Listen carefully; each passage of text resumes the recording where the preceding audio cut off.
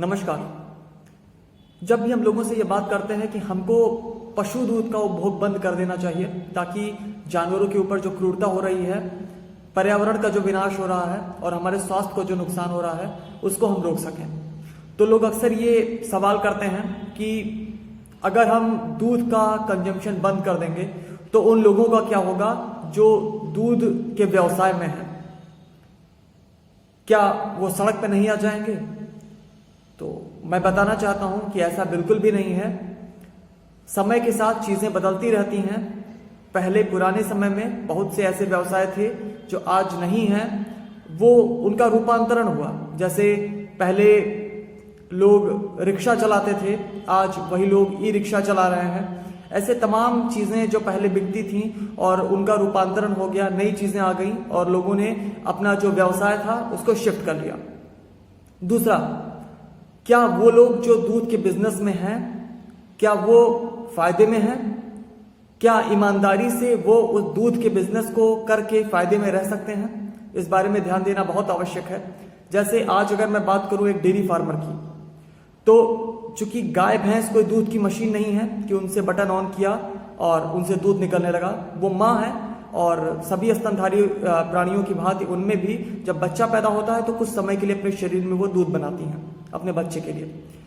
तो जब हम लगातार उनके दूध की मांग करते हैं तो लगातार हमें उन्हें गर्भवती बनाना पड़ता है, लगातार उनका बच्चा पैदा करवाना पड़ता है।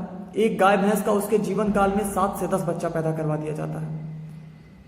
तो किसी भी डेयरी फार्मर का, किसी भी किसान का ये सामर्थ्य नहीं है कि एक गाय से पैदा कराए गए 7 से 10 बच्चे सारे के सारे रखकर उनको वो खिला सके। और अगर वो दूध का व्यवसाय कर रहा है तो ऐसे कई जानवर वो रखता है ताकि लगातार उनसे वो दूध ले सके।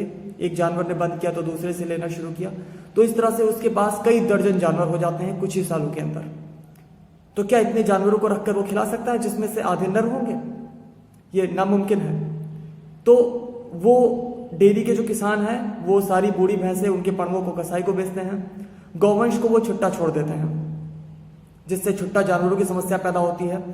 उत्तर प्रदेश में बहुत बड़ी समस्या है, किसानों का बहुत ज्यादा नुकसान हो रहा है।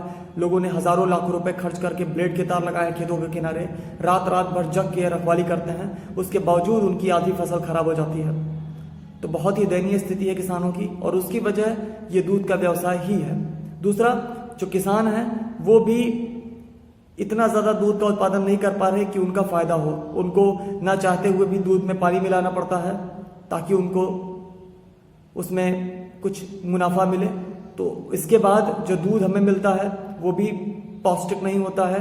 दूसरा, दूध वैसे भी हमारे लिए सही नहीं है। जो वो चारा खिला रहे हैं उन जानवरों को, अधिकतर जो डेयरी वाले हैं वो जानवर सुबह छोड़ देते हैं, शाम को उनको बांधते हैं। दिन भर वो उल्टी सीधी सड़ी गली चीजें, पॉलीथीन और पता नहीं क्या क्या खाती हैं। तो इस प्रकार से उनसे जो दूध मिलता है वो बिल्कुल भी हमारे स्वास्थ्य के लिए अच्छा नहीं है। और इस तरह से उन जानवरों की भी दुर्दशा हो रही है, उन डेयरी के किसानों की भी दुर्दशा हो रही है, और जो कंजम्पशन कर रहा है उसकी भी दुर्दशा हो रही है। अब कितनी लागत आती है जो डेयरी फार्मर है उनको जानवरों को रखने में। अगर उन्होंने भैंसें रखी है तो कई हजार रुपए, 10, 20, 30 से लेकर 80 हजार, 1 लाख रुपए तक की भैंसें हैं। गाय भी जो ज्यादा दूध देने वाली गाय हैं वो भी हजारों रुपए में है। तो उतने रुपए इन्वेस्ट करके उनको वो जानवर खरीदना पड़ता है। उसके बाद उनको खाना खिलाना पड़ता है। भूसा काफी महंगा है, एक जानवर पे 100 से 150 रुपए का चारा, दाना, भूसा ये लगता है रोज का। उनको कुछ जमीन में उनको चरी, बरसीम जैसी फसलें उगानी पड़ती हैं चारे के रूप में, ताकि ग्रीन फॉडर वो उन जानवरों को दे पाए।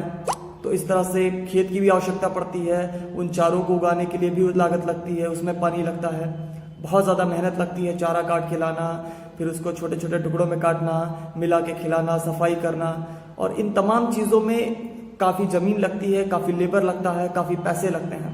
और उसके अनुपात में जो प्रॉफिट होता है वो बहुत कम होता है। और अगर ईमानदारी से ये बिजनेस किया जाए दूध का, कि कोई भी किसान एक भी जानवर छोड़े ना, बेचे ना, तो ये नामुमकिन सा हो जाएगा। दूध 1000 रुपए लीटर भी नहीं मिल पाएगा। तो ये जो बिजनेस है दूध का, ये आज बिल्कुल भी सही नहीं है। ये बहुत समस्याएं पैदा कर रहा है, किसानों के लिए भी, सबके लिए। छुट्टा जानवरों की समस्या के रूप में पर्यावरण को बहुत ज़्यादा नुकसान हो रहा है। तो अब समय आ गया है कि हम पशु दूध को छोड़कर पौधों से आधारित दूध पर आए और जो डेयरी के किसान हैं वो भी दूध बेचना बंद करेंगे तो वो उतनी ज़मीन जिसमें वो चेरी बरसीम की फोडर उगाते हैं उसमें वो सब्जियां उगा सकते हैं, वो सब्जियां बेच सकते हैं, वो तमाम ऐसी चीज़ें बेच सकते हैं। मतलब उनका व्यवसाय खत्म नहीं होगा, वो बस अपना व्यवसाय जो है वो शिफ्ट कर लेंगे। जैसे कोरोना के समय में तमाम चिकन बेचने वालों ने सब्जियां बेचना शुरू किया था।